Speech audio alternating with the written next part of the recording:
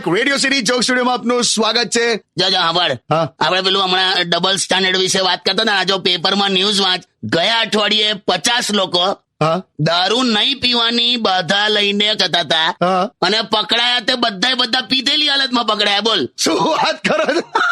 પેપરમાં છપાયું. લે બોલ, ધીસ ઇઝ ડબલ સ્ટાન્ડર્ડ. પણ હું કરવાનું, આખું કલ્ચર જ આપણું એવું છે.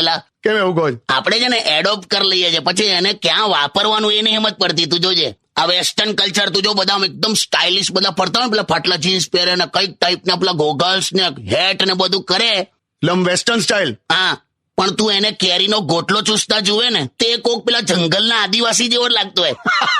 એટલે મને છે ને આ સ્ટાઇલ, ટેકનોલોજી બધું બરાબર છે, ઠીક છે, પણ તું જો ગમે તેટલી ટેકનોલોજી આગળ નીકળી જાય પણ પેલા ટાયરના નાળચામાં હવા નીકળે છે કે નહીં એ ચેક કરવા માટે હજુ થૂકલ લગાડવી પડે. તું જો, પણ હવે એની ટેકનોલોજી ક્યાંથી લાવી? હું એ જ સમજાવું છું.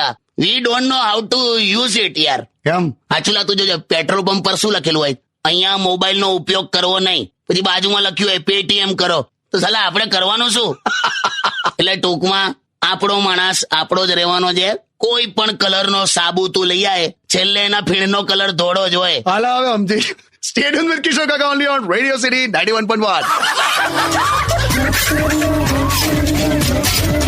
Only on Radio City.